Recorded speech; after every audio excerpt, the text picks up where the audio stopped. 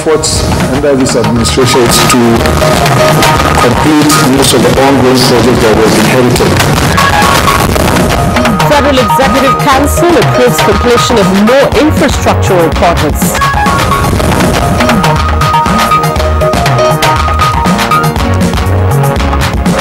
House of Representatives to investigate customs handling of Ikorodu Light Terminal 10 years after taking over.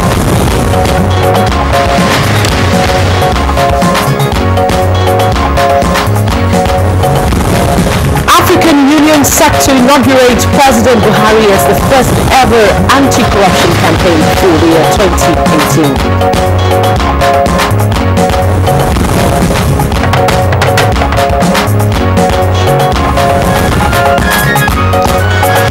And on Good Morning Nigeria today, we take on the second part of our conversation on developing appropriate skills for the future workforce.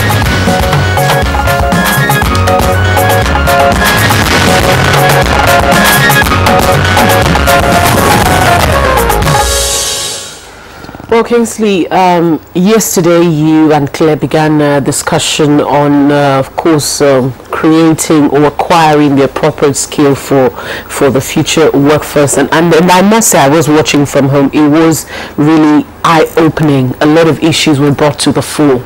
Definitely. We had guests, as you obviously saw. We had guests here with us in the studios, and then two other guests joined us via Skype, one from Cambridge in England and the other from Johannesburg in South Africa. A number of issues were highlighted, with regard to what is required to be done to become aware of where the world is headed. Namely, that newer skills will be required for the economy of the future.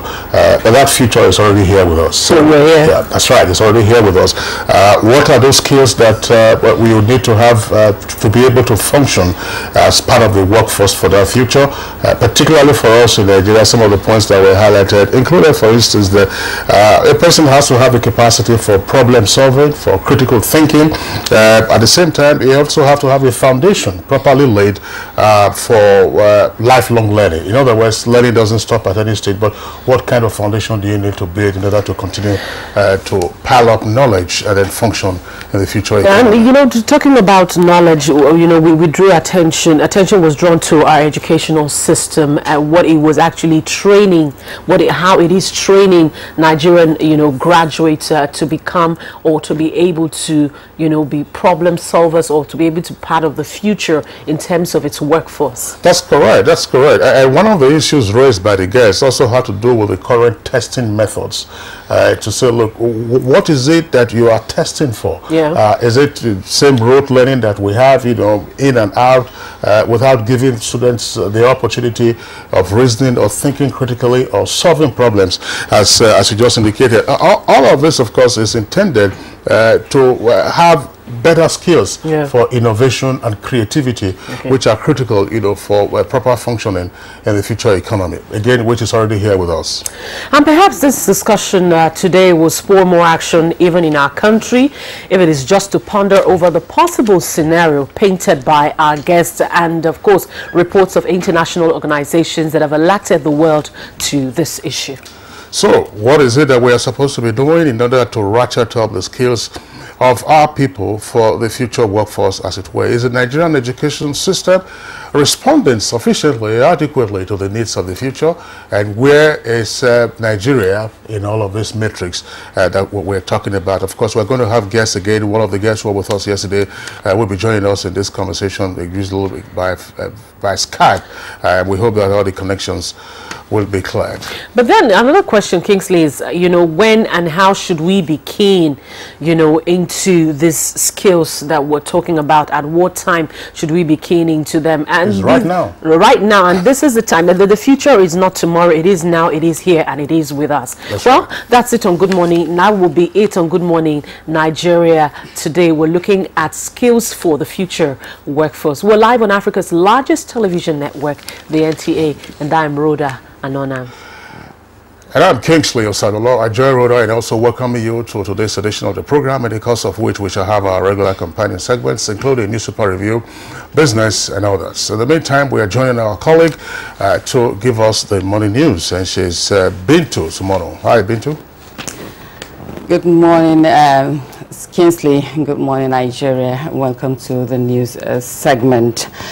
The Federal Executive Council has approved over 14.5 billion naira for the completion of the abundant Gari irrigation projects for the enhanced food production in Kano and Jigawa states.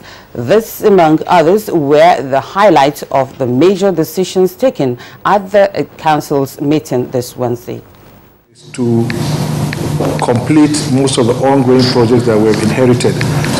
This project is among the 116 large-scale projects that was ranked among the top priority projects because it has the capacity to increase the hectareage, irrigation hectareage in the country by more than 2,000 hectares.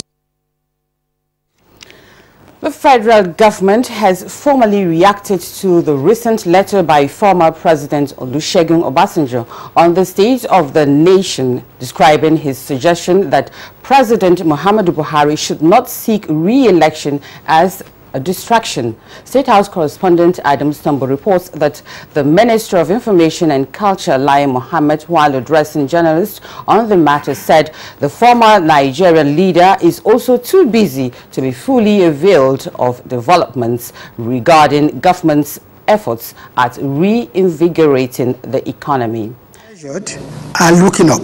Nigeria would not have exited recession through a mere order, or if this administration had not made use of good Nigerians who could help. Foreign reserves have peaked at 40 billion and above, the highest level in about 4 years, and this was all from about 24 billion just a year ago.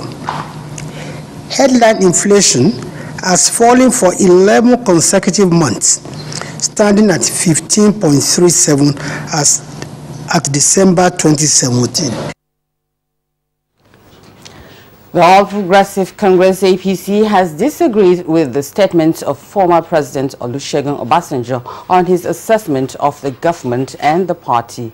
In a statement signed by the National Publicity Secretary of the APC, Malam Bolaji Abdullahi, describes former President Obasanjo as a father of the nation who would feel obliged to intervene if certain things are not being done in a particular way. But the party believes such interventions should be for the sole purpose of improving the system and encouraging the relevant institutions to work harder in improving certain situations. The statement added that the party acknowledges some challenges as the new political party, believing that the All Progressive Congress APC remains the best option at this time for all Nigerians and who are genuinely committed to the progress and development of the country. The statement also notes that Nigeria, with over 60 political parties, her people have the right to support any party, and as a multi-party democracy, the country has made progress since 1999, with former President Olusegun himself being a major contributor. APC therefore called on all the supporters across the country to remain strong and steadfast in these challenging times, expressing confidence that brighter future is assured for the party and the country. Meanwhile, in recognition of the massive decline in corruption in public service in Nigeria since President Muhammadu Buhari assumed office in 2015, the African Union will inaugurate President Buhari as the first ever anti-corruption champion for the year 2018. In a statement released by the Senior Special Assistant to the President on Media and Publicity, Garba Shehu, the AU premised its appointment based on the attention corruption is getting for the first time on the continent. It notes that the President's sterling qualities of honesty, integrity, and the abundant will to fight corruption is quite significant and worthy of emulation. He added that based on this at the 29th Ordinary Session of the Assembly of Heads of State and Government of the African Union, AU, in Addis Ababa, African leaders unanimously endorsed President Muhammadu Buhari to champion the fight against corruption in the African Union. Meanwhile, the president's spokesman, Femi Adesina, says President Muhammadu Buhari has accepted his nomination to lead members of the African Union on the anti-corruption crusade. On the National Assembly now, where the Senate has passed for second reading a bill for an act to establish the Correction, Reformation and Reintegration Center to provide support services for prisons. With the creation of 19 states in the country in 1976, came the policy of government to ensure that a federal university was established in each of the 19 states. My own senatorial district, Borno North, does not have either a state or a federal tertiary institution. Still at the National Assembly, when the Nigeria Customs Service took over the operations of the Ikorodu lighter terminal in 2008, it was expected that the terminal would have been made a major export gateway for Nigeria. 10 years after, members of the House of Representatives have observed that the terminal is underutilized and therefore resolved to carry out a full investigation on the state of the Ikorodu and all other terminals in the country. All the data on the design of the port itself. We're talking about utilization of an existing infrastructure, not building the infrastructure. That's the news for now. Good morning, Nigeria. We continue with Kingsley and Ruther after the short break. Unemployment, notably youth unemployment, features strongly in our party's manifesto. We intend to attack the problem frontally through revival of agriculture.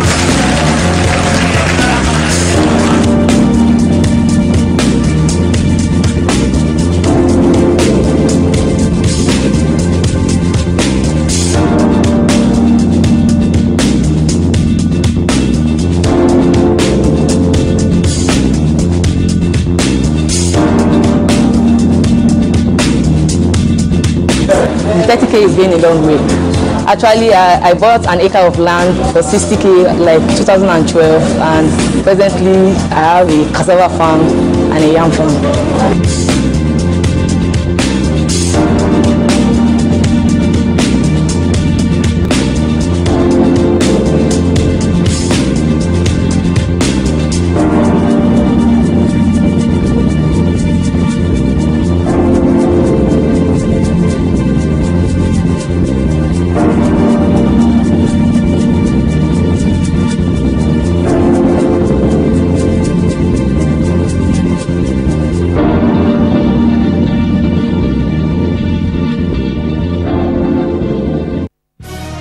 Reorganized, trained, and fully equipped, we are the new improved Nigeria Police Force.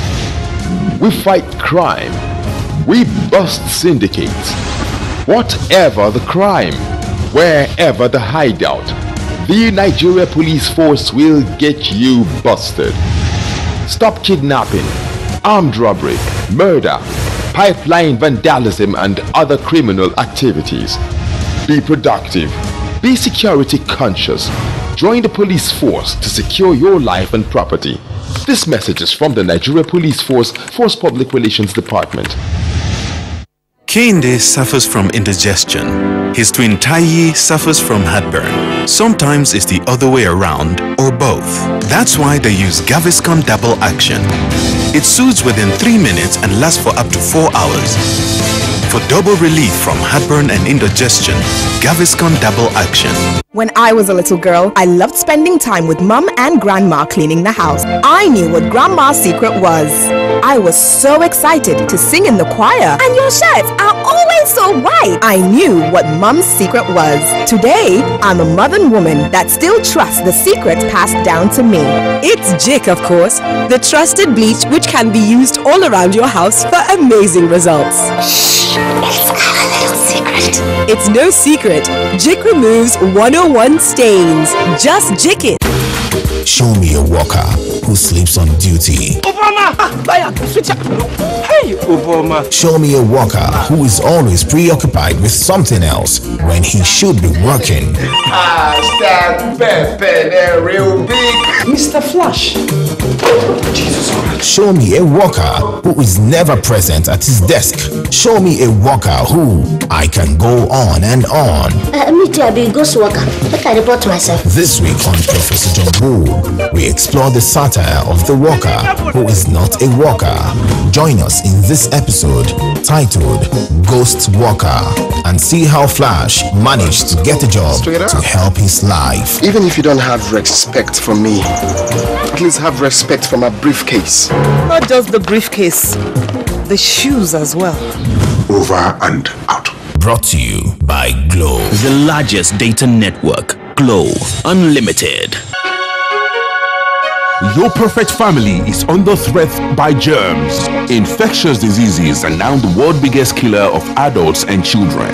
Every day, 16,000 children under the ages of 5 and thousands of adults die from infectious diseases. These infectious diseases are caused by germs. They are everywhere. An average human being comes in contact with over 1 million germs daily. In unclean water, dirty surfaces, in the toilet, on cuts and wounds, on your clothes. Germs can cause deadly diseases like typhoid, diarrhea, flu, and cough. To protect your family from germs, use the power of Dettol's 1 Cap Full for surface cleaning, in your bathing water, in your laundry water, for first aid, to protect your family from up to 100 illness-causing germs. Be Dettol sure. Endorsed by the Nigerian Medical Association.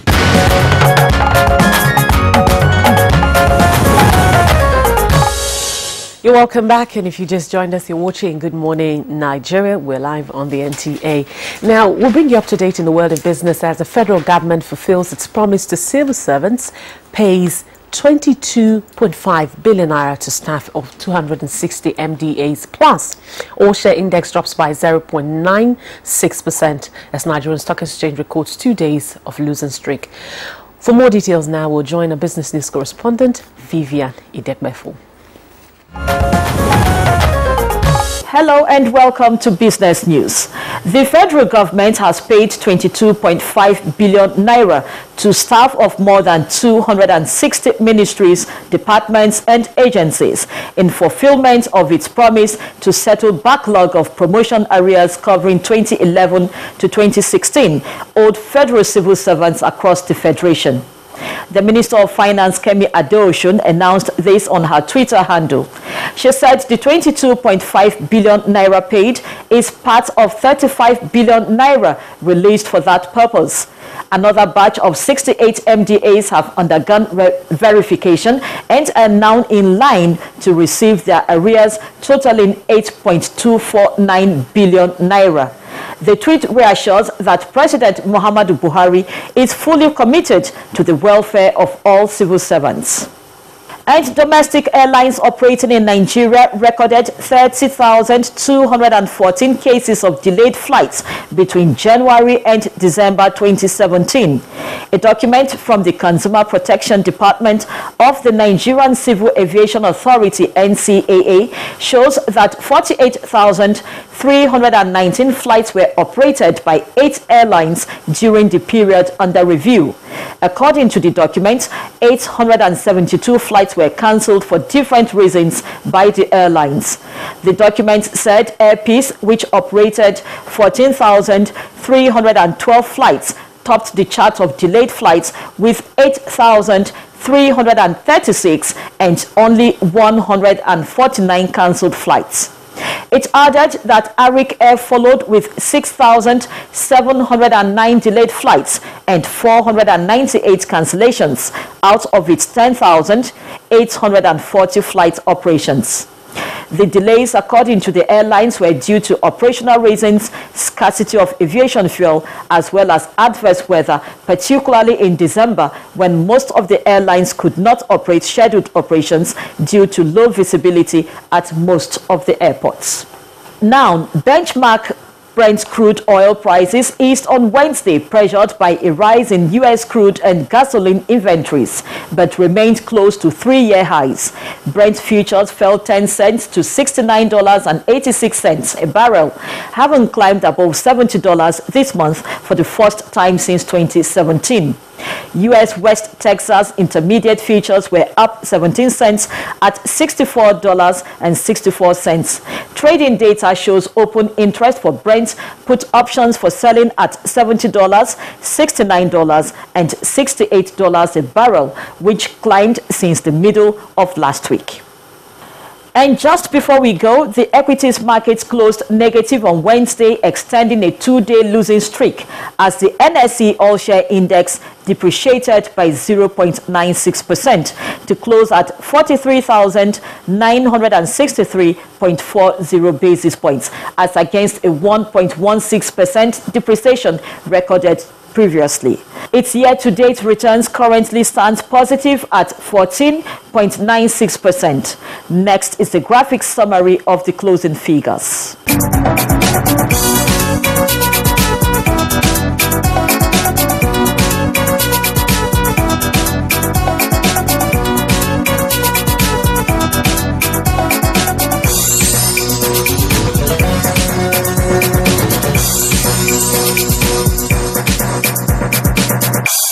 That's it on Business News. Good morning, Nigeria continues. All right, thank you very much there for the business package. Next for us, we go to the front pages of today's newspapers to check out the headlines.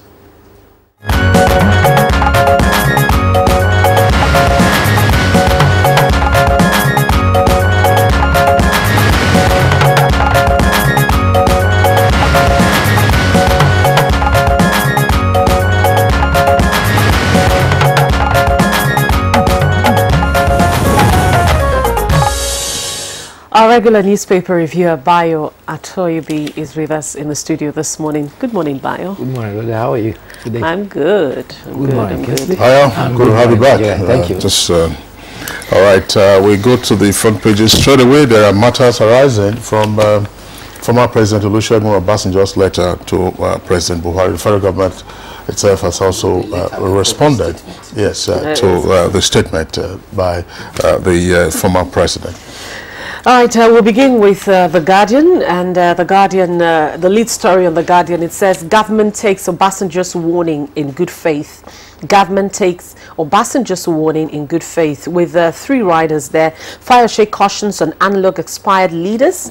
Southeast senators hail indictment of Buhari's regime, and Atiku visits Ekiti to boost presidential bid in 2019. That's the lead story for The Guardian. Let's quickly move over to the Nigerian Tribune. The Nigerian Tribune leads the same story, but captions it this way. Obasanjo busy may not have noticed our achievements. Obasanjo busy may not have noticed our achievements, says federal government.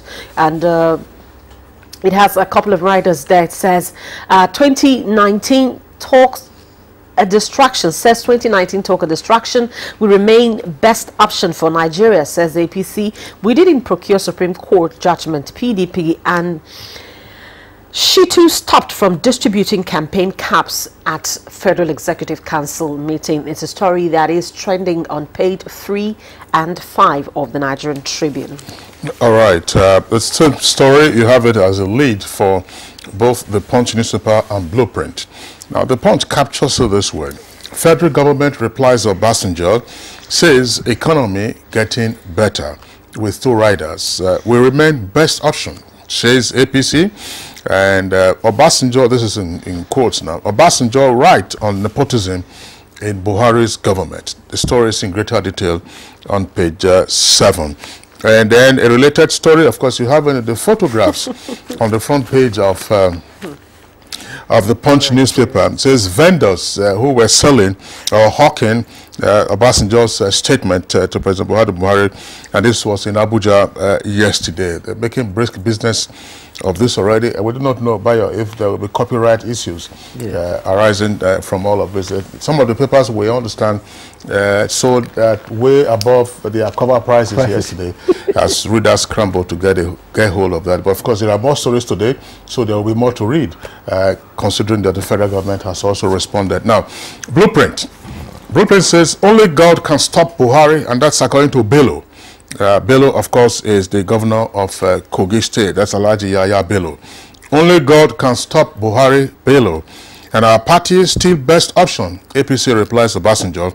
An ex-president too busy to see achievements. That's according to the federal government. Bayon.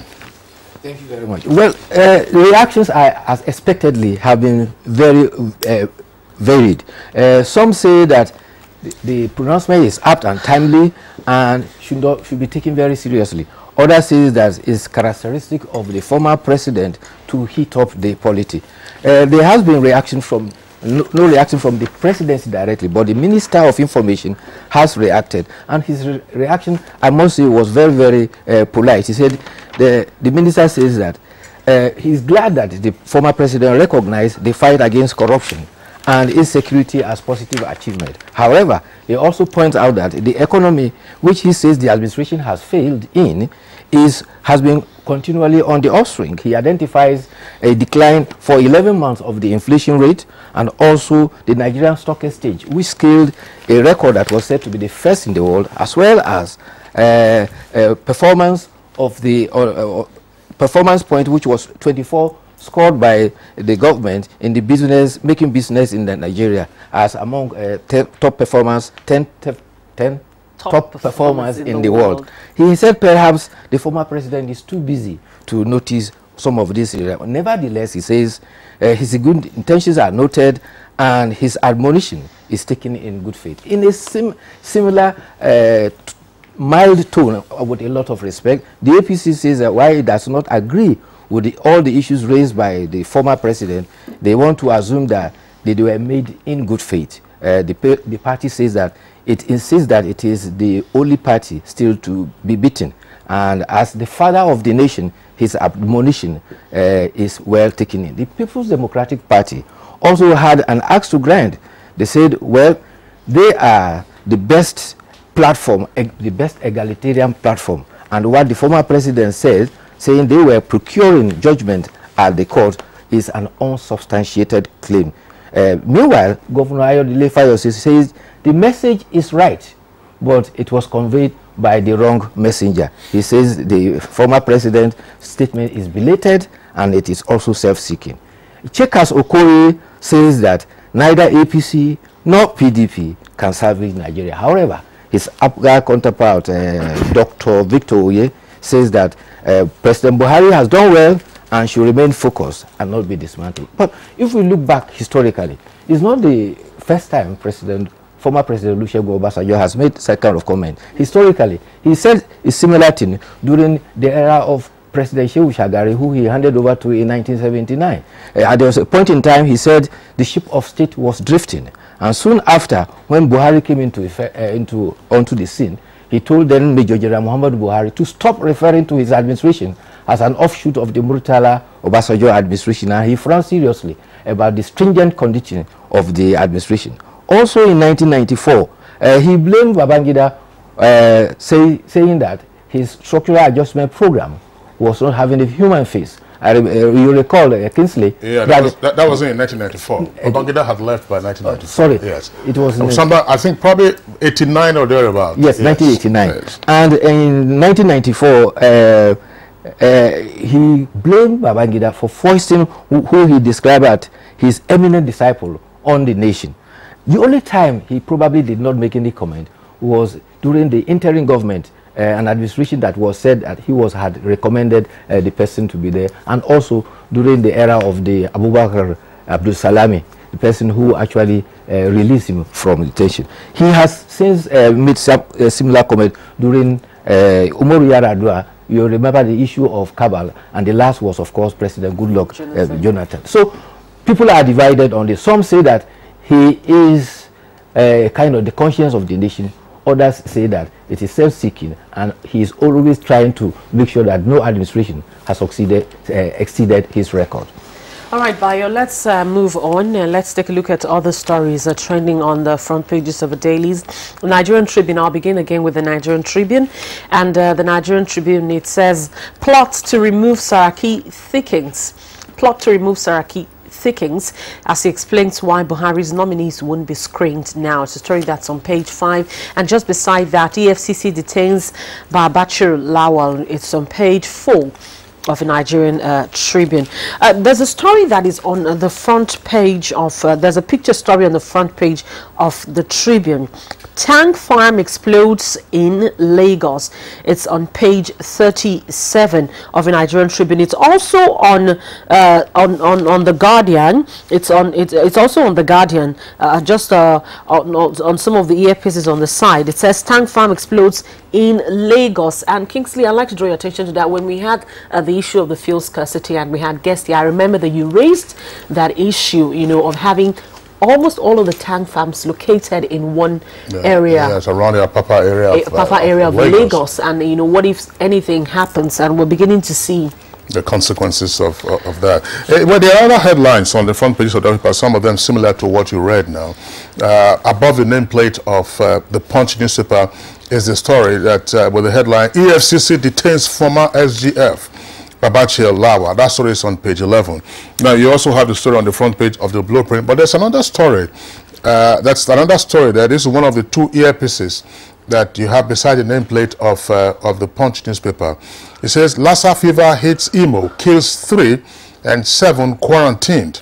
Lassa fever hits Imo, kills 3, 7 quarantined. That's on page 70. Now, the Lassa fever story, you also find it on the front page of the Blueprint newspaper. Below the nameplate says, Lassa fever kills 16 in 1 month. And this is according to the CDC, the Center for Disease Control. That story is on page 27. Sorry, that story is on page 24 of Blueprint newspaper. Now, there are other headlines there from the Blueprint. Very quickly, we'll take them. U.S. doctor, that's a gymnastics doctor, bags 175 years for underage sexual assault. That's on page 25. Gunmen kill 9, abduct 7 kids in Adamawa, and federal government introduces community-based patrol on porous borders. And then at the foot of the front page of the Blueprint newspaper, a story there says, why no provision for 2019 elections in 2018 budget? And this is according to INEC. Why there's no provision for the elections in February next year in the 2018 budget. That story is on page 23. Also related to that, Bayo, just before we come to you, we'll go back to the front page of the Punch newspaper. Below those photographs, where you have a window of some 6 headlines. One of them says, INEC ends voter registration in December. INEC ends voter registration December. That story is on page 69. And suspected herdsmen kill 6 and touch houses in Plateau. Right, Bayo, let's begin with the Lassa fever story. Yes, Lassa fever story. The National Center for Disease Control has raised its emergency operation and has reactivated its center over Lassa fever. This is because they said now the Lassa fever has spread to 10 states and they have recorded 107 cases. But the center of the crisis so far now is in Ebonyi, Ondo, and Edo. They say that most of the persons that have been affected, 10 of them are health officials, and therefore the national emergency, as regards the Director General of the Nigerian Center for Disease Control, Dr. Chikwe Arazo, says that they are on alert, and they have said that all emergency situations, particularly in the state, should be raised, and also enlightenment should be continued, because Lassa fever is conveyed by rodents. Yeah, Bayo, just wrote that before you come in with the editorial. We are beginning to see a trend. Yes, the CDC responds appropriately, but it appears now that every dry season we would expect fatalities from Lassa fever infection. This is what is happening now in recent years, almost becoming something like CSM, which is cerebrospinal meningitis. Yeah. Already, in both Imo and Anambra State, the governments, the state governments have issued advisories to people to stop drinking garri, because if the garri is exposed to droppings or urine of the particular kind of rat that spreads Lassa fever, then you might have the kind of fatalities that we're having. Rhoda. All right, Bayo, very quickly, let's take a look at the editorial on the New Telegraph. And the editorial on the New Telegraph, it says, enough of political violence. Let me just take the first paragraph that says, the Delta State local government elections held recently may have come and gone, but the polls left a bitter taste in the mouth of victims of violence wrought on innocent citizens. One person killed at Onichugbo in Aniocha local government area, while the office of the Delta State Independent Electoral Commission was set ablaze by suspected thugs in Ughelli. Yes. And this violence was recorded in other areas also. Yes, this is an upsurge of what has been dreaded. There is a tendency for political parties to have what they call vanguard, and these are disguises for thugs which are often raise this mayhem.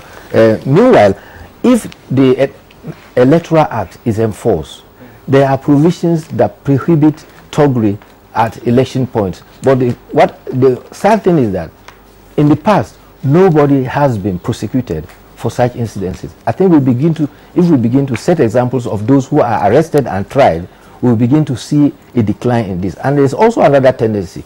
Politicians tend to go behind the scene to plead for their wards that are arrested when they are involved in such things. So we must enforce the law, particularly in the Electoral Act, that says that thuggery is not part of the electoral process. That's much that we can take today. I would like to thank you for being with us. See you tomorrow. Thank you very much. All right, so it's still Good Morning Nigeria live on the network service of the Nigerian Television Authority. We'll take a short break now. When we return, we'll be taking on the second part of our conversation of developing appropriate skills for the future workforce. Hate speech is not a joke. It incites genocide and crimes against humanity. Most of Africa's civil wars are caused by hate speech from one tribe against another. We don't want it here. The Nigerian government stands firm against hate speech. I was distressed to notice that some of the comments, especially in the social media, have crossed our national red lines by daring to question our collective existence as a nation. This is a step too far. One nation bound in freedom, peace and unity. Nigeria, one nation, one people. This is a public service announcement brought to you by NTA. Dettol team is visiting schools to teach children how to protect themselves from diseases. Do you know how we get illnesses like diarrhea, cough, and cold? No! They are spread through germs which are everywhere. You collect germs that cause diseases. You pick up germs from any surface, like when you don't wash your hands after going to the toilet while playing. And then you can get sick because of germs. That's why you need to fight germs to stay healthy by washing your hands and taking your bath with Dettol soap to protect from up to 100 illness-causing germs. Wash your hands. What you have to do is bath yourself. Dettol soap every day. Wash your hands. The time has come for Nigeria to take her rightful place in world sports with the first national grassroots sports festival to discover and prepare sport talents and develop future world champions for Nigeria. The festival date is 3rd to 10th March 2018. Venue is the National Stadium, Abuja, packages A and B. This is the opportunity for you to promote your brand through the festival. For broadcast sponsorship, which include live broadcasts, highlight shows, and TV fans show, contact the Chairman, Chief Coordinator, Angelo Peter I. Elosia, or Nick Onyushi. Organizers, Grassroots International Sports Academy and LOP Worldwide Television. Endorsed by the Federal Ministry of Youth and Sports Development. Broadcast partner, NTA. If you hear a bomb explosion or gunshots of an active shooter, that might be a terror attack. At such times, always remember 3 action words. Run, hide, report. Don't try to run towards the terror scene to save the situation, because there might be a second bomb blast or another attack. Run far away and take cover. Make sure you are safe first. Yes, it is in our nature to sympathize over the hurt, but remember, only trained personnel can help in such situations.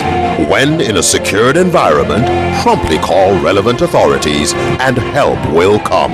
For anonymous reporting, call 09630-3250-5 or 0813-2222-106. If you see something, say something. Nigeria, unite against terrorism. This message is brought to you by the Federal Ministry of Information and Culture.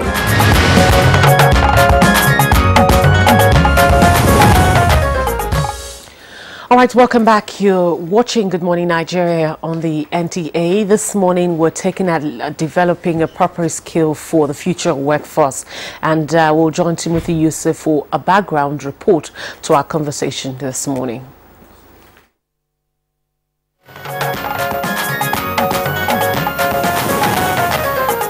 With the advent of information technology, the world was now in the information age. Is this the basis of the new skill set that are being required, or there are other forces driving it? And how is this manifesting in industry, in the workplace, and then in teaching and learning? Well, let us put it this way. You always require new skills, because the life of a man continues evolution. So the things we used yesterday, the things we needed yesterday, are always different from what we need today. And a lot of times, the things we invent, the solutions we find to problems, create more skills to be needed. So that is why, as a child, you learn to play with toys. Then when you grow up, you learn to eat with cutleries. And as you move on, then you learn to ride, you learn to drive, and then you learn to fly. You know, it's just a continuum. There is no big news or big shock in the fact that in the future, the skills required will be different. And as you said, education is an index, but I always use my mother as an example. This is a woman that has never entered a classroom.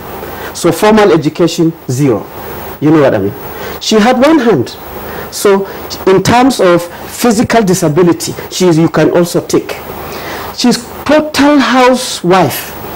You know, so whatever people are saying about her, but this same woman can milk a cow, she can make cheese, she can make yogurt, she can manufacture soap, she can extract oil out of groundnuts. A typical high-powered chemical engineering and mechanical engineering person. But yet, she died poor.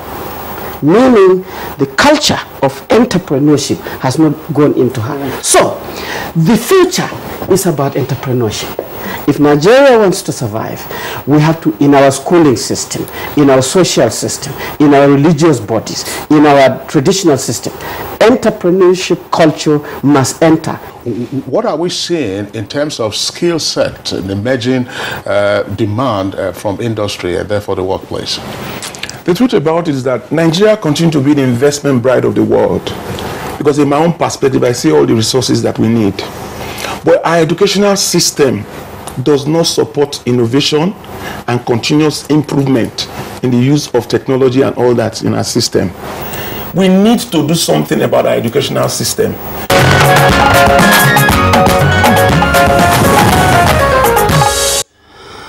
All right, those were excerpts rather from the chat that we had yesterday from our guests from different locations. Now we have other guests with us here in the studios, and hopefully we should be able to have Skype connections to the other guests. First, at this time, we'd like to welcome Temitope Ajayi.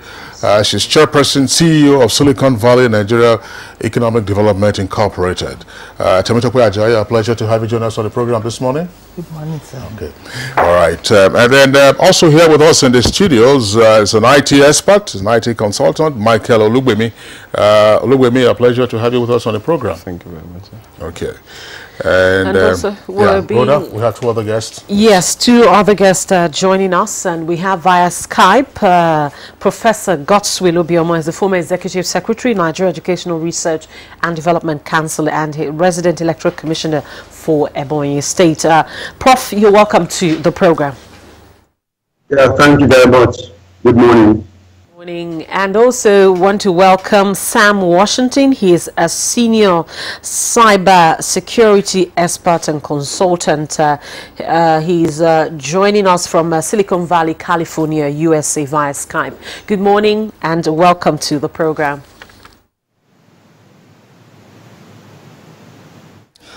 All right, those are the guests that we have. Just before we get into some snag with the Skype connection, maybe we should begin the conversation with Professor Obioma, who is off location from us here in the Abuja studios. Professor Godswill Obioma, we've had cause to have you as a guest on the program when we're discussing issues pertaining to Nigeria's educational system. Yesterday, from the excerpts of our conversation, our guests were talking about some of the skill sets that will be required for the future workforce, and the fact that our educational system does not appear to be preparing the products of the educational system to acquire those requisite skills to function effectively in the future workforce, which is already here with us. Take off, for instance, emotional intelligence, problem solving, critical thinking, ability to lay the foundation, to process huge amounts of information, multicultural competencies, and so on and so forth. And things that would need to do. From your perspective, you've been involved in educational research and development in this country. In fact, you were the CEO at some point before your recent appointment into the election management body. What's your take on this in terms of our current curriculum structure, as well as learning and learning outcomes and preparation to be part of the workforce of the future? Again, which we said is right here. Yeah, thank you very much, Doctor. Let me begin to say that I've said several times that our curriculum specifications in the higher education is dysfunctional. Dysfunctional in the sense that it no longer meets the requirements of the moment and for the future of our youths. I've said several times too that our education system, within the perspective of higher education, appear to be lagging behind the times. We are not preparing. We are preparing people for the jobs of the past. I have said several times, even in the studio, that our educational system ought to have evolved in the sense that we need to incorporate what we call transferable skills. All the things we've mentioned, teamwork, cultural values, and all of that, are all called transferable skills. And that is what is needed for the moment. It's no longer just knowledge for knowledge's sake. It's also knowledge to unleash the energies of the youth, to create jobs for themselves, to be engaged in modern skills of development, and also to be gainfully employed in the public or private sector. That appears not to be the case. It's very unfortunate that while we had made great efforts at the basic and secondary education to create curriculum platforms that will engender the youth to grow into the future, when they come into higher education, they are engulfed in old systems in such a way that when they come out, they become lost in the maze of the society. That is the situation at the moment. I have made that call several times that we need to now recreate the curriculum concepts in higher education in the sense that we need to incorporate what we now call transferable skills as is globally accepted all over the developed world. Thank you very much, Dr. All right, thank you very much, Professor Obioma. I would like to go over now to Silicon Valley, California, USA, where we have Sam Washington. Sam Washington, you're just joining us today. But then, if in a couple of years, we're looking at 2030, you have about 300 to 800 million people, you know, being displaced by the reason of automation, and we also are having about 75 million to 380 million people having to change, you know, job skills as a result of all of this. What does this say to the people who are employed right now and those who would be seeking job opportunities in the next 18 years?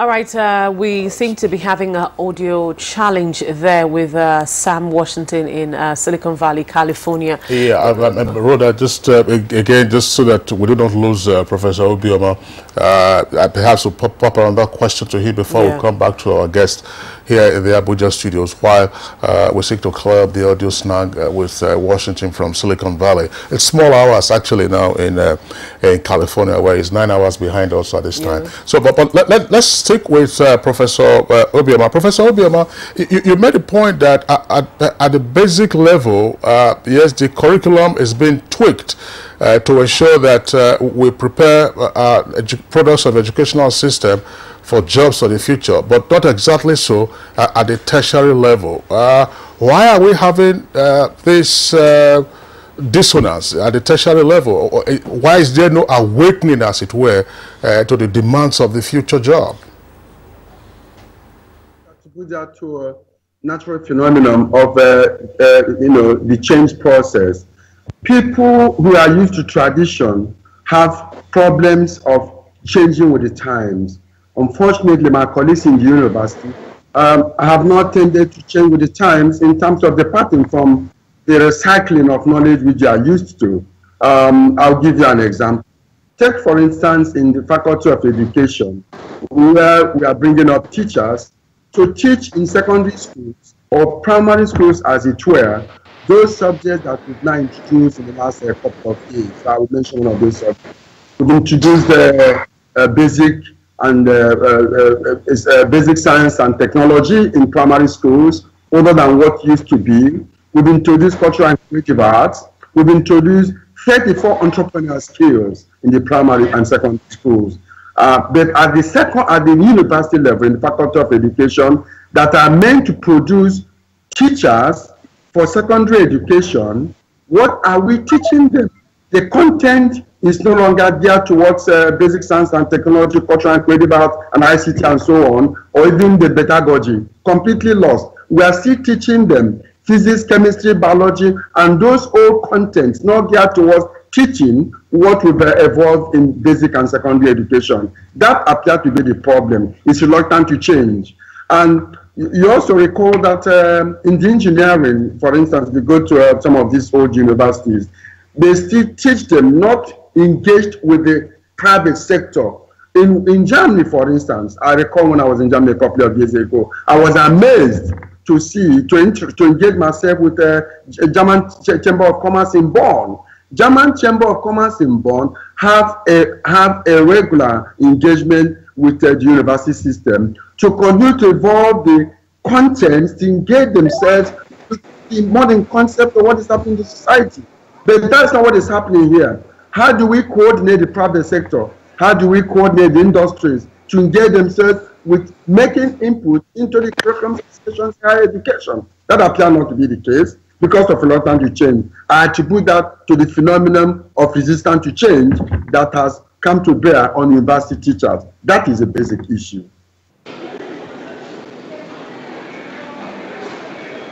Professor Obioma joining us via Skype. But then let's go to Tokbe Togun, who is joining us also via Skype. He's an expert on skills development and job creation, just to also indicate that he joined us yesterday morning. Mr. Tokbe Togun, I'm sure you've been listening to Professor Obioma, and Kingsley popped a question I'd also like you to speak to. If at the basic level, the foundational level, we're seeing a lot of difference in terms of preparing the younger ones, why is it that at the tertiary level we're not seeing the same thing? What is missing? Thank you very much. I think essentially we don't have the infrastructure right. We're making a basic mistake. The tertiary level is what we refer to as the education to employment level. The basic education is what prepares people for higher education. The tertiary education is what prepares people for the world of work. First and foremost, there is a disconnect, an almost permanent disconnect between academic institutions and industry. Curriculum review, ideally, in an ideal situation, curriculum review is not the responsibility of the Ministry of Education or National Universities Commission. Curriculum review should be led by the Ministry of Labor and Employment. Education is the providing partner, it's the delivery partner, but it is the institution that has a mandate to speak to human resource requirements that should lead the process of collecting information, of getting what we need in terms of future skills needs. So we need to, and at the moment in Nigeria, we don't have interministerial coordination between the Ministry of Education, the Ministry of Labor and Employment, the Ministry of Science and Technology, and possibly also the Ministry of Trade, Industry and Commerce. And those are the primary ministries that should be responsible for designing curriculum at the tertiary level. And we don't have that permanent structure, like I said, that interministerial coordination. The second thing we lack that will help is to have a labor market information system. We don't have anything that would give us access to data on what skills requirements are and how do we filter down to education. When we speak about the lecturers, that's a problem on its own. But even the information flow that should guide what changes we want in education, that information flow is not there. And that, in my view, is why we have this challenge. All right, Tokwe, thank you very much there for your perspective. You have introduced some newer issues today, but of course we'll take you back to some of the points you said yesterday so that our guests will also have the opportunity of responding to those ones in addition to what you already put on the table right away. Tokwe Togun via Skype from Johannesburg. We'll pause you in the meantime and now come to our guest here. We earlier introduced Mr. Temitokwe Ajayi, who is also involved in all of this training, again, on the basis of Silicon Valley experience. Give us your sense of what exactly we are driving at in all of this conversation, namely appropriate skills for the future workforce. Yeah, thank you very much. You see, the whole world, initially people talk about oil and gas, but the future talks about data, information technology. Everything is digitalized. Medical, digitalized. Food, e-commerce, everything. So we should not gear everybody. You see, initially people don't understand how much people can generate from information technology. I'm fortunate to be a CEO, a minority woman CEO in Silicon Valley. Silicon Valley is just 5 local governments or 5 cities. But they run the economy of the United States of America. They generate over $100 billion worth of information technology export. Then agriculture, 52 billion. Agriculture, we use AI, artificial intelligence. So what the world is talking about data. The world is talking about information, what they call it, software, hardware. The fortunate thing, anytime I'm in my office or maybe in the club or I see a lot of Asians, a lot of Indians, a lot of Middle East. The Indians are very lucky, and let me tell you, I want everybody to see Warren Buffett, Oracle. Exactly what we're about to do now is what Warren Buffett did years ago. Everybody knows India as Indian film, but now they got money. The revenue they generating from information technology is overwhelming. Now, the second thing I noticed, every day you'll be seeing them bringing them in buses. I said, where is my color? They told me it's -1% Africans in Silicon Valley. It breaks my heart. For me, this is something I want to be remembered for. That's why I got the favor, the divine favor. I got the Ivy League professor, University of Stanford University, Harvard, Johns Hopkins, Morgan University, University of New York, and University of San Francisco. They are coming to Nigeria next month. They're going to teach what they're teaching right now in America to my children. That is people like this guy. We need rough and ready. Nigeria calls them hustlers. That's what we need in Silicon Valley. We don't call them hustlers. We call them entrepreneurs. We call them startups. I've been fortunate. I've seen so many startups. They call it, we call it incubator, but they call it hubs here. I ask every one of them, have you made $1 million yet? So where they stop, that is where I am. We are the one that are taking them to another level. Where they can develop app, and where we can, now the venture capital, now can market their apps and sell it to angel investor, and they buy apps of $1 billion, millions of dollars. This is serious revenue generation. This is as equal as oil and gas for this country. If we take what they call it, our intellectual property serious, because we have abundant 65% of young adults in this country. This is serious business we're talking about this morning. All right, thank you very much, Temitope Ajayi, the chairman and CEO of Silicon Valley Nigeria Economic Development Incorporated. Now we'll also go over to Silicon Valley, where we have Dennis Williams.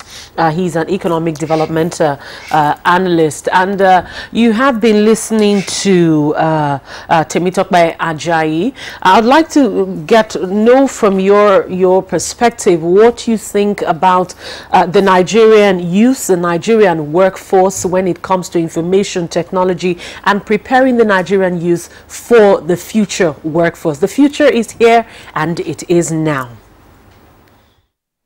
Thank you for having me this morning, and good morning from the United States to everyone watching. Again, thank you for this platform, and that is a very important question that you raised.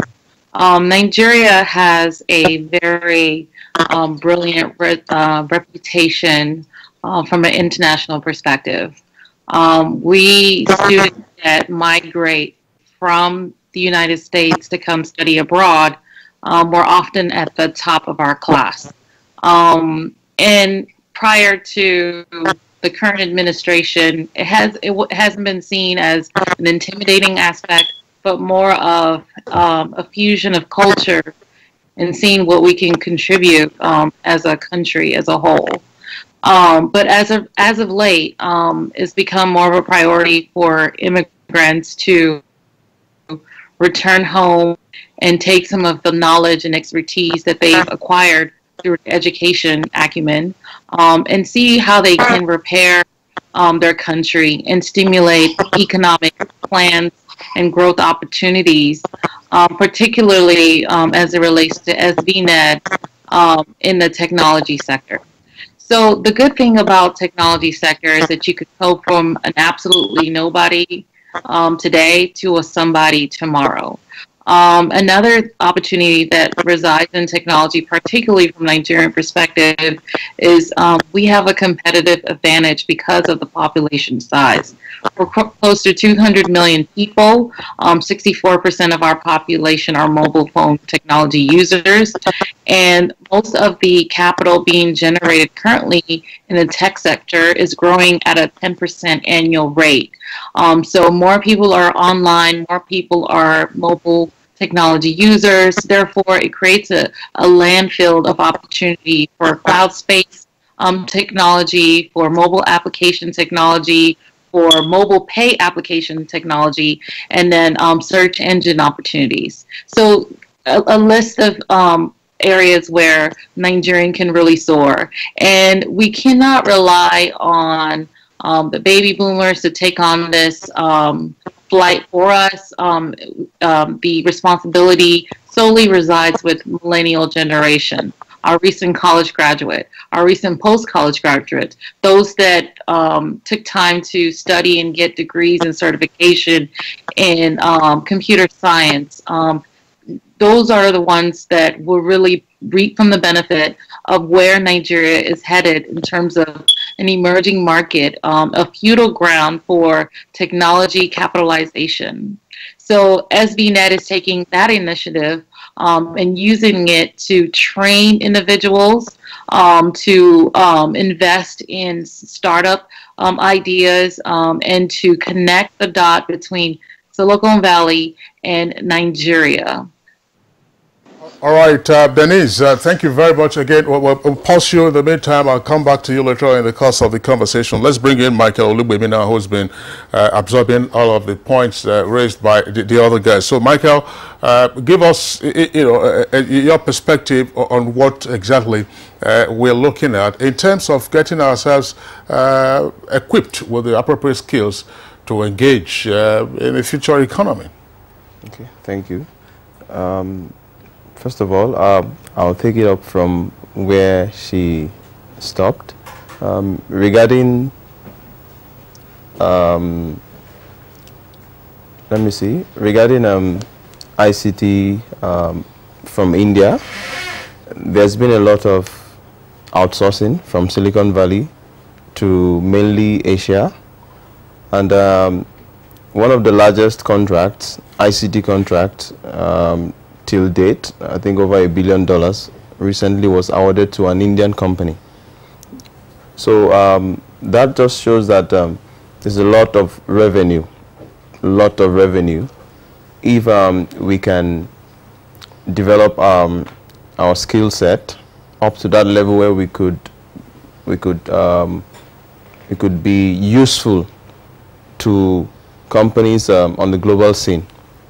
And we have these skill sets in its crude form. Most of us, youth in Nigeria,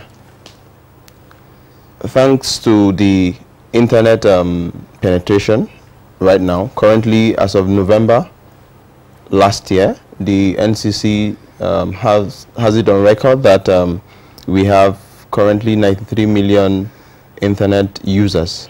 And that is quite commendable. Also, thanks to the price now. I mean, the internet is readily affordable now. So, to get most of these skills, first of all, the internet has to be your friend. Now, I'm talking to the youth. The internet has to be your friend, because there's always a slogan that whatever you don't know, you ask Google. And we take it up for granted, but there's a lot of things. I mean, there are a lot of things you could do if only you would use those resources. There are a lot of things available online. There's no skill that you need that you cannot learn. These days we have YouTube, we have tutorials on it, down from how to fix your mobile phone, how to fix some errors from the computer. You have everything there. But most times we just overlook these things, and we are used to this pattern of doing the regular thing. But you find out that a lot of things you pay money for, you can actually do them yourself. So now that brings me to the point that we as youth now, we need to leave the old way of thinking. We need to reshaping our mind. Now we need to have a fluid or a flexible brain. And how do we get that? We need to engage ourselves in games, or rather you go and learn something new. As we know it, the brain becomes dull when it's used to just patterns. So often you need to just frequently learn a language, learn a new language, or learn an instrument, a musical instrument, just to make sure that your brain is agile and active. So the first thing I would say to the youth, to get these skills required for the future, is to make internet their friend. All right, thank you very much, Michael Olugbemi. Well, one thing is certain here, Kingsley. All of this, we're talking about going digital. We're talking about going, internet, going, data in agriculture, in fashion and designing, in everything, and how prepared the Nigerian youth is what we're trying to, not just the youth. Everybody. Yeah, everybody. You're right. When we first went to university, I mean, the PCs were not available. Yeah. You used your typewriter, but of course you had to graduate to the PC. That's which the PC is the personal computer. All right, let's go to back to Sam Washington, who's in Silicon Valley. Earlier on, I asked a question. I said I gave you a statistics of people who would, lose their jobs by 2030, and another number of people who might have to change skills in the next 18 years. All of these due to technology, due to automation. What does this say to a person who is employed right now, and for someone who's looking for a job in the next 10 to 18 years?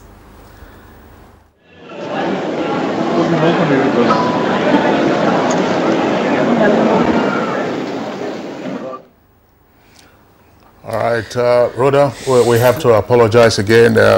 We are not able to sort out the audio connection to Sam Washington, also joining us from California. We do hope that we have the benefit of his contribution. But let's go over now to another Skype guest of ours, this time Tokwe, Johannesburg in South Africa. Tokwe, one point I would like you to speak to again, in addition to what you already said. Yes, the digital economy or the digital world is here with us, but still knowledge remains as diverse as it has always been. Namely, you have medicine, you have agriculture, you have history, you have music, you have journalism, you have law, and so on and so forth. And when therefore we're talking about acquiring skills for future jobs, are we looking at jobs that might be erased in the future, or we're thinking of how perhaps we can use the digital knowledge to enhance current skills so that we can function much more effectively in the emerging global economy that is clearly digital? Thank you. There are two dimensions to that. A digital economy obviously requires people who will acquire the skills to create the software, create the hardware that we require. That's one.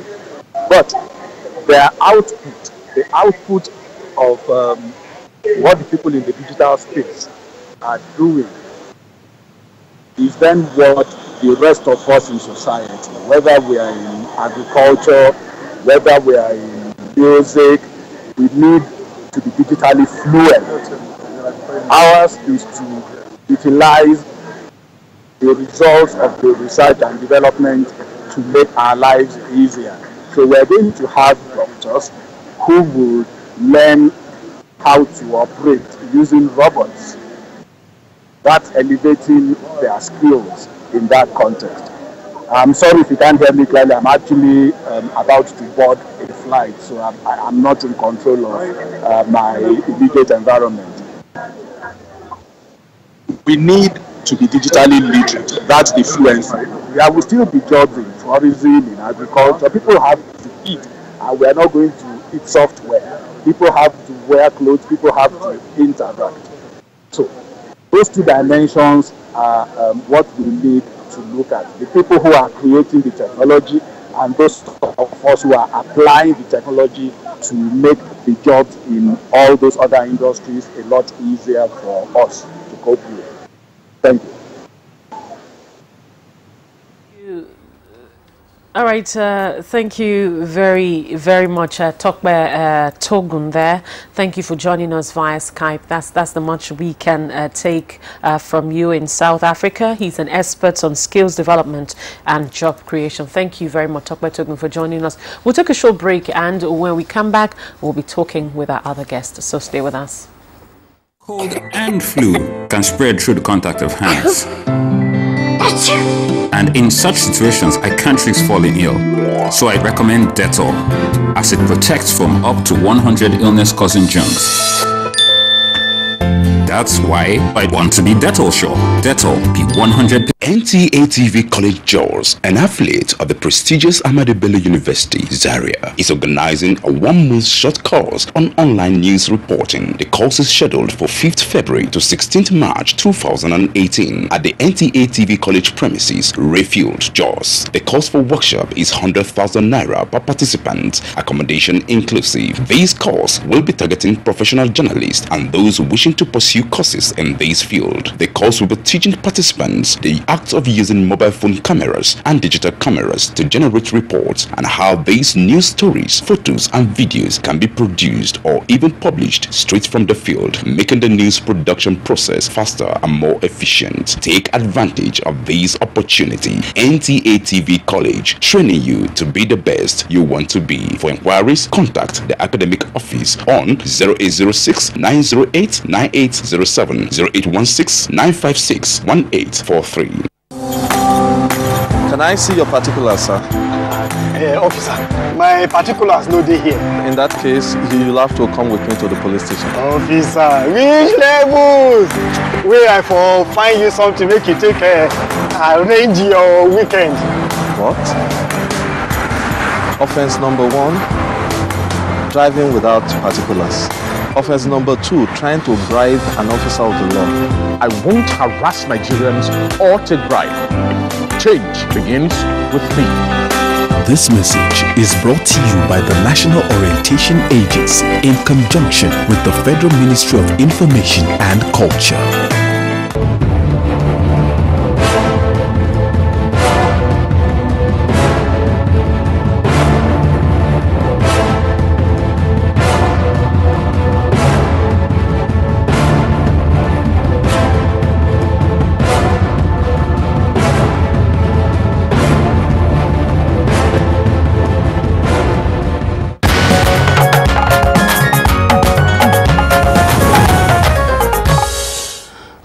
Welcome back, but if you just joined us, it's Good Morning Nigeria. We're reaching you live on Africa's largest television network, the Nigerian Television Authority.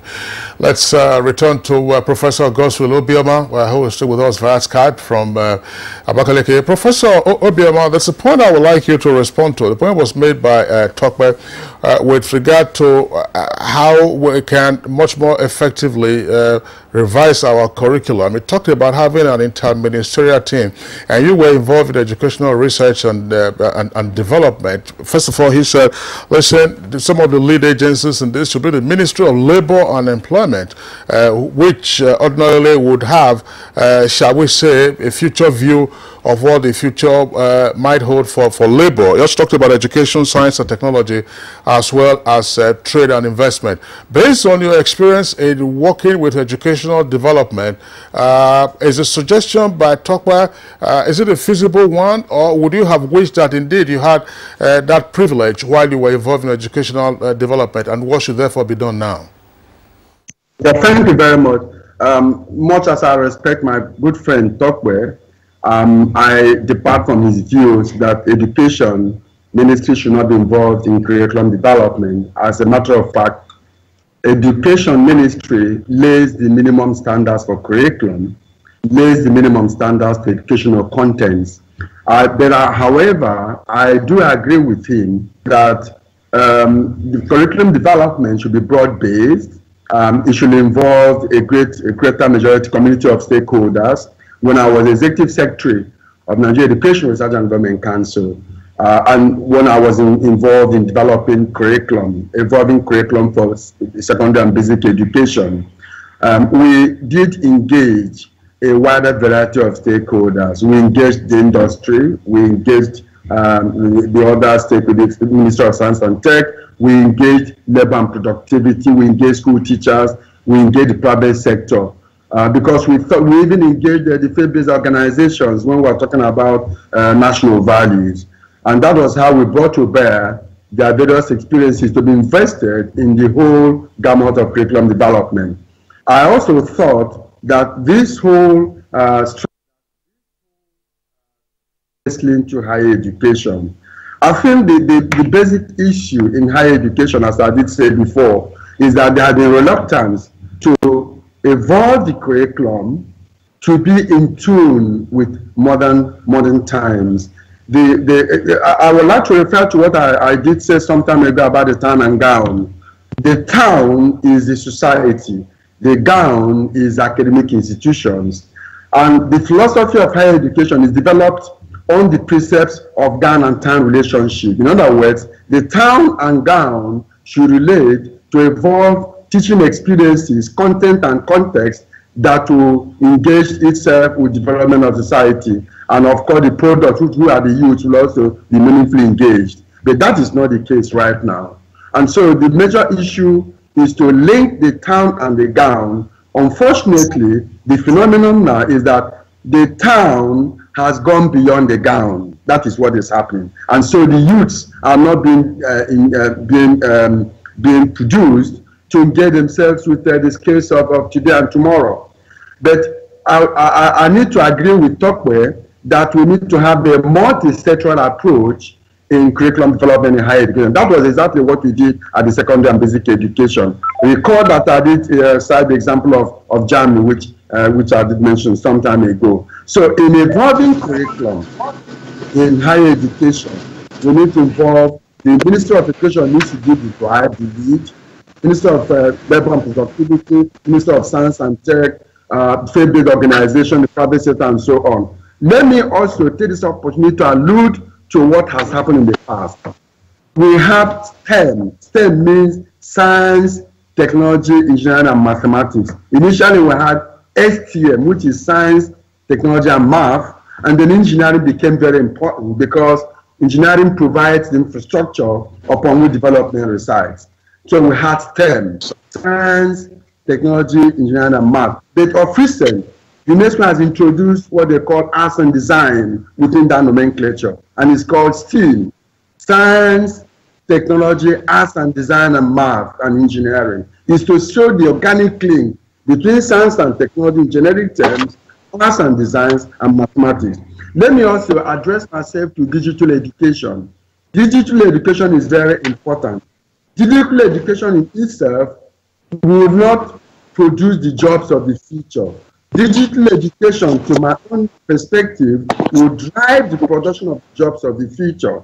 What is critical in higher education is to instill in our youth the culture of creative and entrepreneurship thinking, the culture of evolving knowledge and applying those knowledge to the skills of today and tomorrow. That is very critical.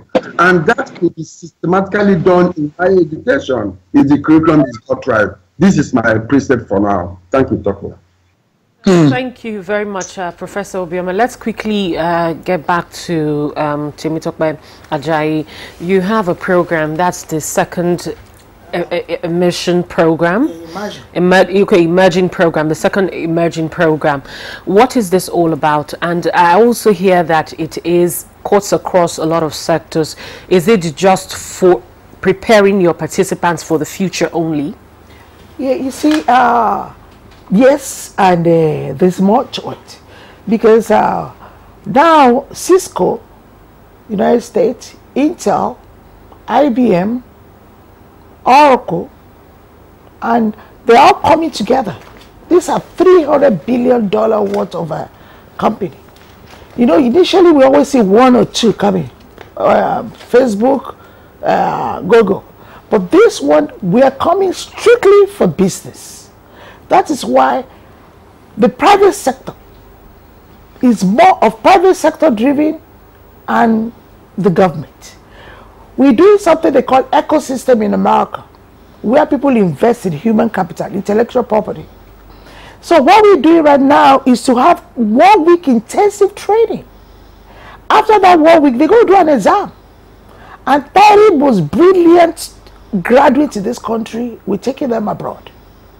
We've just started. We'll be coming periodically.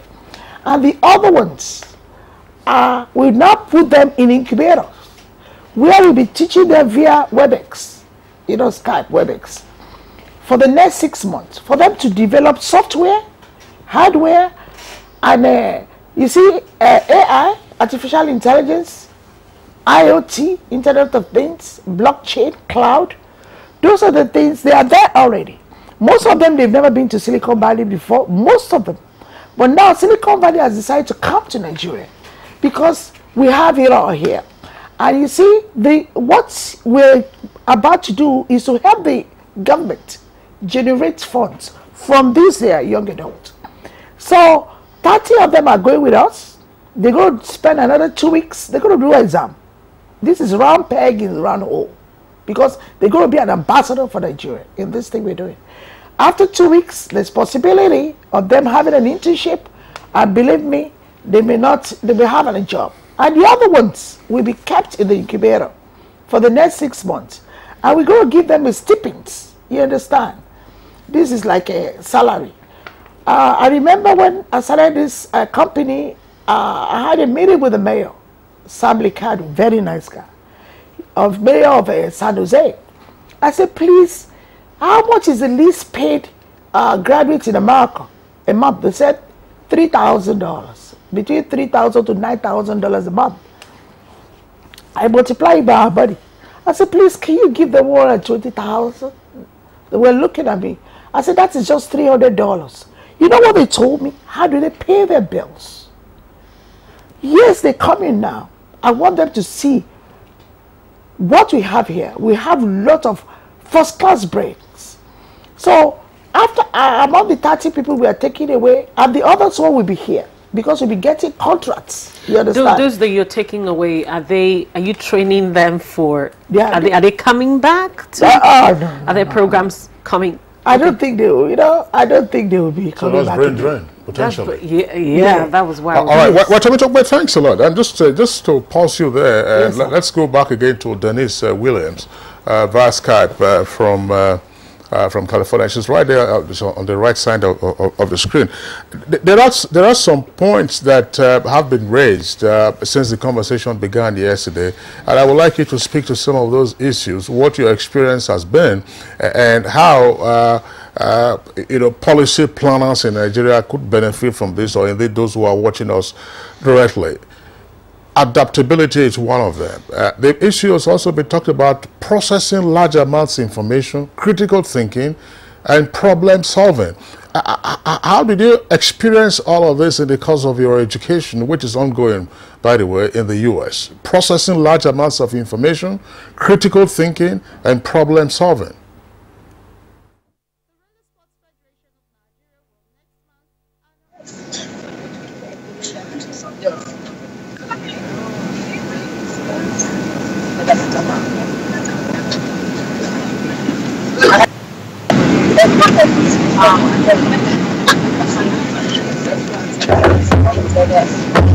Myself. Sorry, I had to unmute. Hello? Okay. One thing I would say, in processing large amounts of information is key. Being mathematically savvy is key, especially in the tech environment. But I do know that Nigerians are early adopters. We are flexible, and we can rise to the occasion when necessary, especially when a lot is on the line. And I think the opportunity that Silicon Valley Nigerian economic development presents is the limited dependency on government to do something about our current economic climate, in places that accountability on the single individual. So the knowledge seeker out there, the one that says, I have all these degrees, but I don't know what to do with it. I have ideas, but I need funding. I need mentors. I need to see best practice examples. And through my education, I would say what has worked well for me is continuing to educate myself, continuing to surround myself with those that have succeeded, and just, challenging myself by creating new lanes that I haven't accomplished, new goals that I haven't accomplished. And I think that Nigerians, we can rise to the occasion. On board one of Mango's Boeing 737-800 aircraft. from African Civil Aviation. All right, that's up, but you can hear there's some interference there from connection to Denise. We hope that when we return to her, we won't have that interference. But I'd like to pop the question to Professor Obioma, who is still with us via Skype. Professor Obioma, I hope you got my question to Denise, but if you didn't, let me just recast the question. Namely, some skill sets that have been outlined that are required. Of course, at all times you will always have required them, but perhaps much more urgently now. Critical thinking, problem solving, and processing large amounts of information.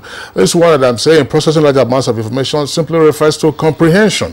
What do we need to do in terms of our current educational system to ensure that these skills get embedded in the course of whatever academic pursuits that we have? Yeah, thank you very much. Critical thinking, processing large amount of information, and all of that are part of what I call transferable skill. I would like to posit two approaches in higher education when we are trying to review the curriculum to invest all these transferable skills in higher education review. One is that we could do a standalone. A standalone curriculum means you could teach transferable skills, which includes critical thinking, problem solving, and information processing.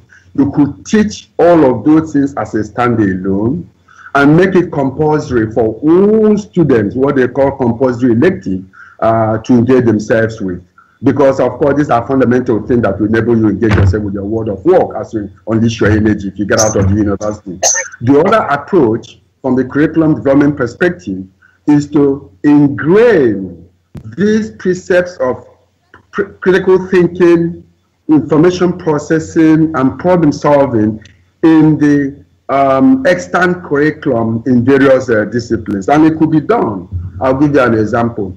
When I coordinated the development of curriculum in secondary and basic, we infused market pricing, we infused investments and all of that. We infused national values in the standalone in the extant curriculum. So this could be done in the university. But let me also say this, for instance.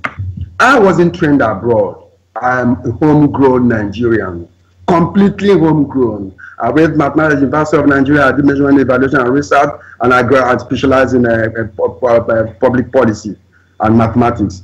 But I'm globally competitive because I had a foundation.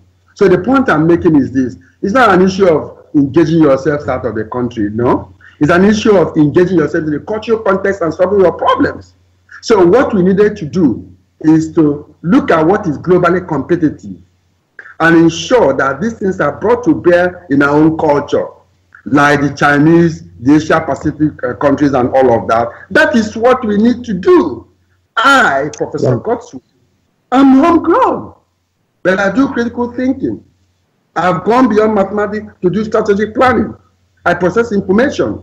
This is what is needed because of the way I was brought up. This is what we are positing. We need to go back to the basics and we integrate our higher education curriculum to be globally competitive and to allow our youth to use our environment, culturally stated, to solve our problems. This is what is needed. So I agree. Problem solving, critical thinking, processing information, teamwork, and all of that are all within the colony of what we call transferable skills. And it could be done in higher education. This is the issue. Right. Thank you very Hello. much. Can you all hear me? Thank you very much, Professor Obioma. We'll get back to you in the course of discussion, but let's go to Silicon Valley now again. Let's see if we can get through to Sam Washington. We've been having audio issues, but then I'm aware that you've been following the discussions and the submission of other guests on the program. So let's get your own view on what you think, the skills that are needed for the future workforce, especially for the Nigerian youth. Can you all hear me okay? Hello? Can you all hear me all right? Yeah, we can hear you. Great. Okay, so let me start off with something very important. In 1948, roughly 60 years ago, maybe 70 years ago, the United States government founded the National Education Act. And that did a couple of things. Number one is it created a platform for the federal government, the national government, to invest in education of all of America's youth. It also did something else. It created a partnership between the government's industries, all of them, banking, finance, heavy manufacturing, construction, all of those areas, to engage in the development of curriculums, not on a national scale, but on local scales in relation to the businesses that were in those communities. So business leaders in local communities were encouraged to engage in getting involved in education, not just at a secondary and college level, but right down at primary level, starting in schools. The baseline root of all of that education, of that entire program, was first of all instilling a national sense of unity to everyone, to all of the students at every grade. The goal was to make sure that everyone had a sense of national purpose, and in the sense that everyone was headed somewhere as part of a national whole. Nigeria needs that. Most definitely. The business government partnership, Nigeria needs that. But there's something else, and I've heard everyone talk about, processing, information processing, handling large amounts of information, being mentally flexible. That doesn't begin when you get to high school. That begins when you're a child. And here in the United States, and even in India and China, they have learned something. You start children off with playing games, because children love games. So you make the games progressively complex. In fact, most of who you see in Silicon Valley, at least among the current set, are young people who grew up playing video games.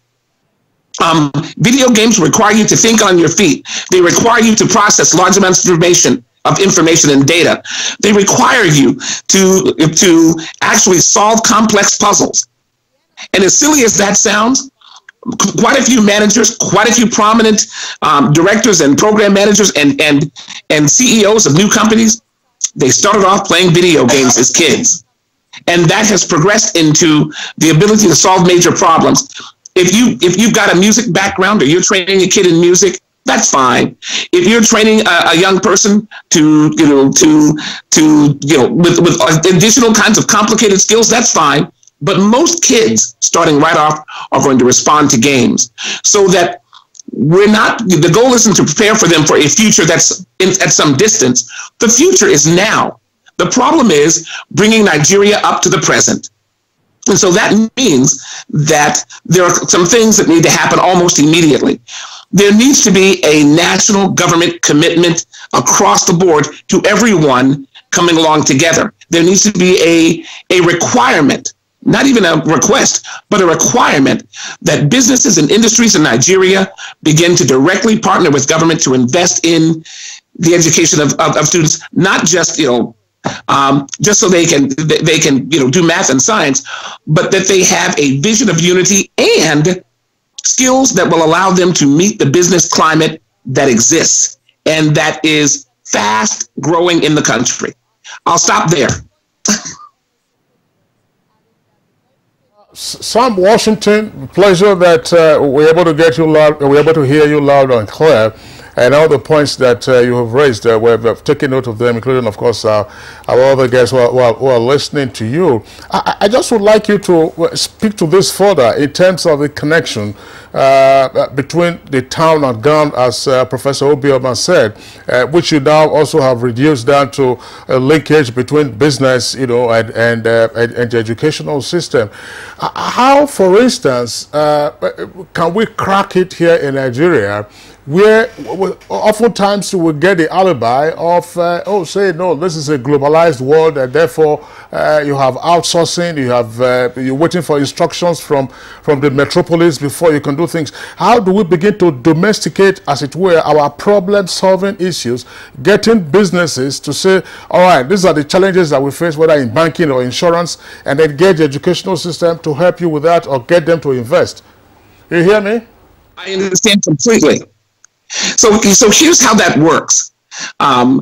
If you want to do business in Nigeria, if you want to have a contract with any government agency, you should be required, every company, and I don't care who they are or how long they've been there, every contract should be written to confirm that that company can prove its investment within the country in terms of the educational institutions and the hiring of Nigerians. And, you know, I mean, so here we have in America a new president who has come along and said, you hire American and you buy American. Those should be demands that every government makes. And any government leader who cannot see that should not be in office. And so that's where the unity begins, is by requiring companies that are doing business in Nigeria to invest in the Nigerian education system, to invest in the Nigerian economy, and to hire Nigerians to do the work. And that means training them. That means getting involved in the education system and saying, we're going to need this many software engineers. We're going to need this many mechanics. Who have you got who does these things? And that means if you don't have them now, we begin to train people up.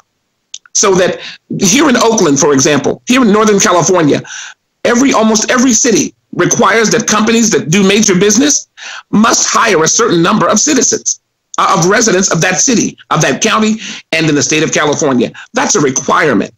And many of them are encouraged, shall we say, to get involved in the educational system at the college level, at the high school level, at the local level. To drive the training and development of children, young people, and adults, not just to get jobs, but to be business partners. I mean, we're still going to need, for example, janitorial services. We're still going to need accounting services. We're still going to need all of those services that are not automated for the long term. You know, everyone can't program a computer. That's fine. But that's why the business and government sectors partner. That's why the education sector partners, so that we can determine what's possible with what we have and plan forward to what's needed. So the professor's argument that it's a town and gown approach, it is. Not necessarily. The national government should be engaged, it should be pushing for partnerships with local businesses and corporate entities who are entering Nigeria. Here's a root thing that I have said, you know, watching the government from afar and the system from afar. Nigeria has immense natural resources. It is the 6th largest oil exporter. It should have its own refinery.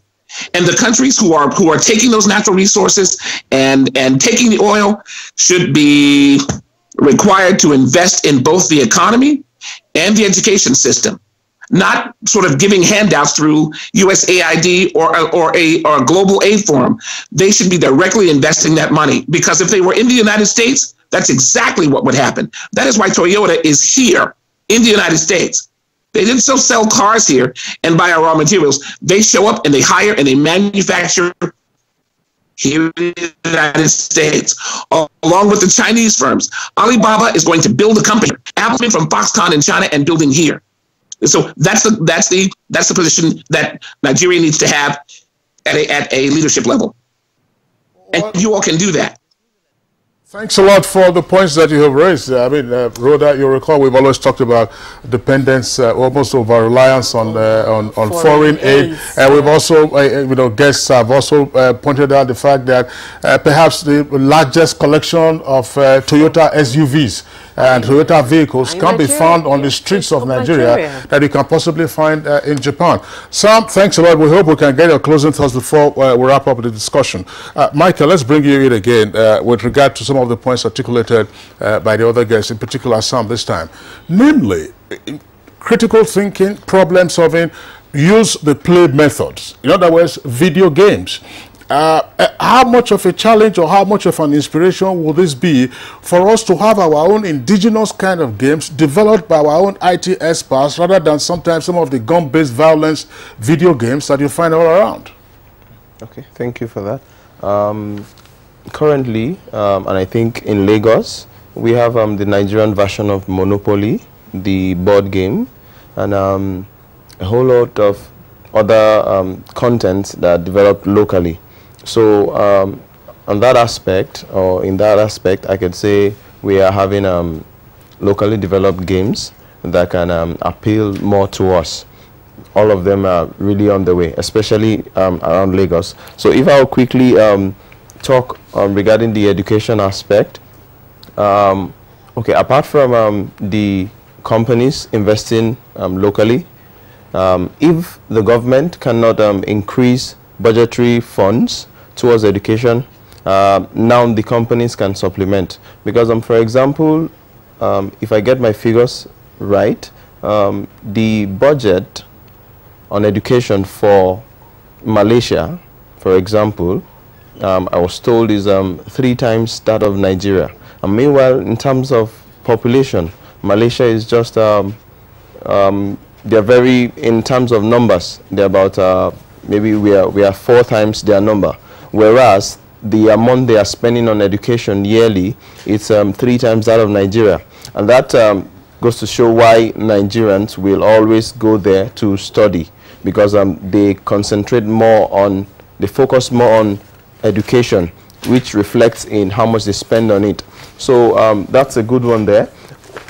The companies we have can be required now, just as Sam said, can be required to invest directly in our education, and that is going to give us a boost. So now to the issue of the cognitive skills that are required, one of the 2 skills I'm going to really mention that is going to help us, the youths, to be prepared for the digital future that is here.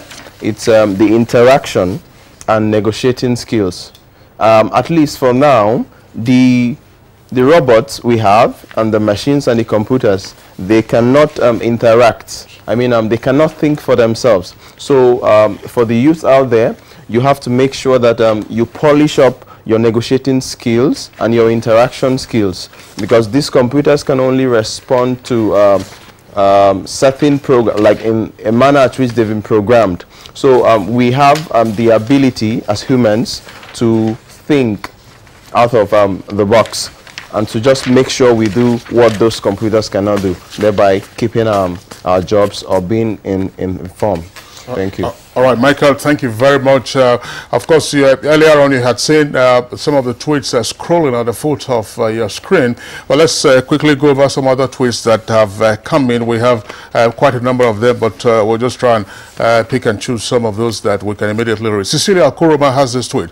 Nigerian youth must put aside frivolities and explore tenaciously knowledge and skills through the internet. And Justice Freshman tweeted, said, we are here deliberating on skills for the Nigerian youth while skilled labor are being given out to foreigners. How can youth thrive? And we have this from Sari Oyego. It says, unless lecturers raise their levels, critical thinking will not happen. Now, this method of giving handouts and lecturers expecting exam answers based on their handouts does not allow students to think. And this one is from Norma Otwegbe. She says, why worry about AI and job losses to machines when old people won't even give the youths a chance? This topic is out of league. Moses Hassan tweets, we are not after skills in Nigeria. What we are after is just certificates. People with certificates without skills are far more recognized than those without certificates and are skilled. Comrade Mustafa tweets, it says, China developed through use of skills and technology and invested on education of their children. Shuaib Abubakar has this tweet. Let's all hope that what you are discussing would not be in vain, because Nigerian politicians are only after their selfish interests. Most of them have their children studying outside Nigeria. I pray this conversation will yield a better future for the upbringing of our children. And finally, Sari Oyegun tweets, education in its current form in Nigeria is dead. All knowledge is now available online. All right, those are the tweets that we have right now. Very quickly, let's see if we can get the final thoughts from our guest via Skype. Very quickly, please, 30 seconds. Let's see.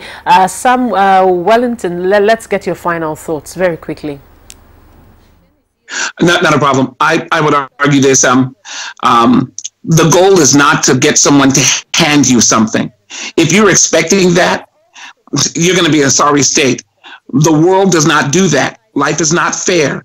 You have to pursue that which you believe is important to you. And I would say to every young person, every adult listening, plan your future. Look for what you want. And I would begin with children, at least in this, my last statement with regard to children. Games. Play games. It sounds silly and childish, but I'm telling you, that's how I got here. That's how most of the people I know got here. They started off playing games. And as the games became more complex, we learned to love it. I'm a security consultant because I learned to love solving problems.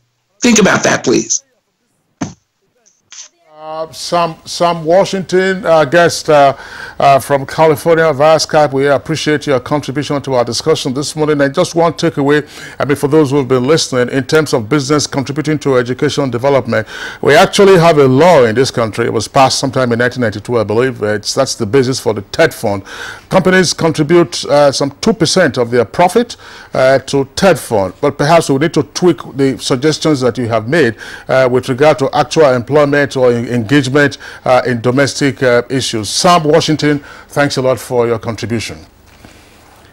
And sorry about the connection problem. All right. We also would like to thank Denise Washington, another guest of ours via Skype. Denise Williams, another guest of ours who joined us via Skype from California, still 9 hours behind us. Thank you very much, Denise, for your thoughts. All right, I would also love to thank Professor Godswill Obioma, who joined us via Skype. We seem to have lost him there. He's a former Executive Secretary, Nigeria Education Research and Development Council, and resident electoral commissioner for Ebonyi State. Thank you so much for your thoughts and time on Good Morning Nigeria today. And also a very big thank you to Tokbet Togo, who joined us from South Africa. Tokbet Togo is an expert on skills development and job creation. Thank you so much for joining us. We've also lost him via Skype. But finally, we also love to say a very big thank you to Temitope Ajayi, Chairman and CEO of Silicon Valley Nigeria Economic Development Incorporated. Thank you for coming on the program. And also finally, Michael Lugbemi, a cyber security expert. Thank you for coming on Good Morning Nigeria. Thank you. All right, so that does it for our discussion this morning. Let's go over now to our sports desk to take one of our segments. All right, let's join the Nigerian Meteorological Agency for the weather outlook for the rest of today. Thanks for joining us on the weather segment. We'll experience further dryness as dry continental wind tends to penetrate as far as the inland cities of the south. And with fresh dust already raised over the source region, we expect it to affect the north down to the inland cities of the south, though places around the northwestern axis will experience comparatively better visibilities. We expect early morning mist and fog patches over the coastal cities, which will later lift to give partly cloudy conditions at sunrise. It is advised that those with allergies and asthma should take necessary precautions expected to persist for the next few days. We expect slight drop in temperature values over the north. Let's take a look at temperature forecast.